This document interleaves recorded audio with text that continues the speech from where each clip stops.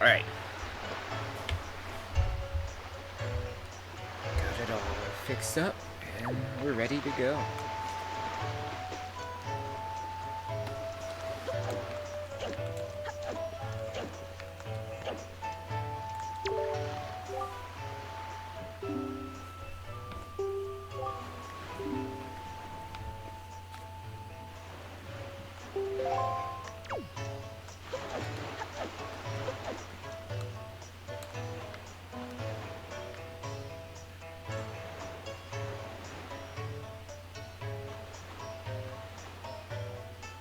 Alright, so we're looking for a sale.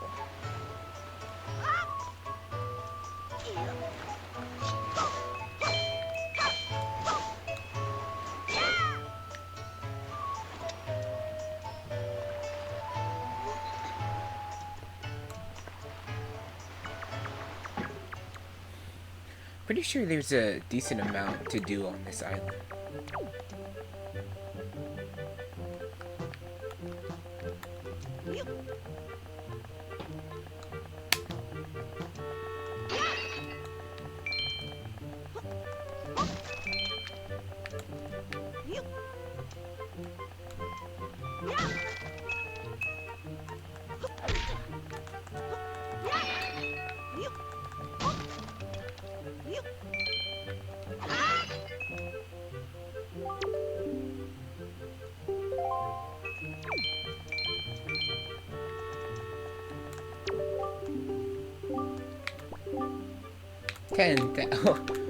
Whew. Bombs are, they sure are expensive.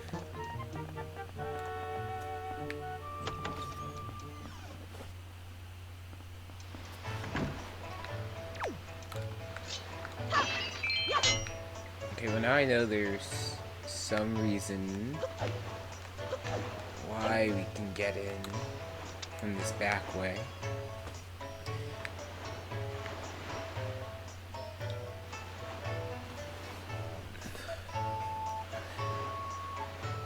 Like I've mentioned it before that I've seen people play through this game before, but I haven't myself. So there's some stuff I kinda sorta know, but not entirely.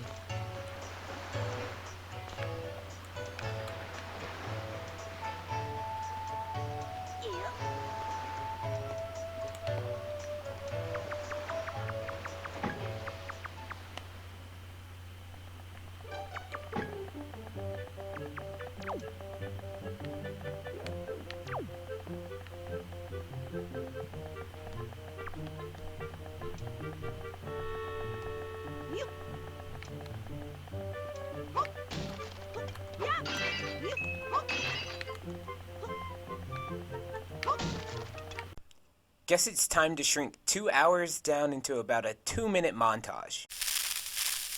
So our adventure with Beam Boy continues on Windfall Island, where we spent entirely too much time looking for a sale. Long story short, I found the sale. So I find the sale and I'm super excited to explore the ocean, but I know that there's plenty of stuff that I hadn't explored yet in the city, so I looked around for a bit. And that's when I ran into Tingle. Now, Tingle gives you a special bottle that allows you to send messages over the Miiverse. For those of you who had a Wii U, you knew what the Miiverse was, but more likely than not, you never used it. And as of November 7th in 2017, the Miiverse was shut down. So long, Miiverse. You will be missed. Now on to part of the game which some people consider to be the best part of Wind Waker, and that's a game called Sploosh Kaboom. Sploosh Kaboom is a battleship type game where you have 24 shots to shoot 3 squids. And the main goal of the game is to finish it with a high score of under 20 tries, I believe. It was really difficult, but a lot of fun. After loads of attempts at Sploosh Kaboom, I finally got back to the sea. And that's where I spent a whole lot of time just sailing around, lost, once again. Or at least I thought I was lost until I ended up on Dragon Roost Island. And this is where we meet Medli. When we first meet Medli, we find out that she's basically the Rito Prince's babysitter, but she's also the only one in the village who can talk to the dragon Valoo. However, when I first got to the village, learning about the story was one of the furthest things from my mind, because I knew there was another minigame, the post office game. In the post office game, I got a high score of 25, and I wanted to try harder to beat it, but I figured I should continue with this story, so I went ahead and moved on. And that's when I met Komali. Komali is the prince of the Ritos. Komali was supposed to go into the caverns to take what was sort of a test of courage, but with Valoo going berserk, he wasn't able to get in there.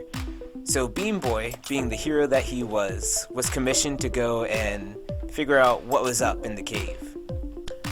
Before I went on with this quest though, there was one thing I had to do. I had to beat my high score.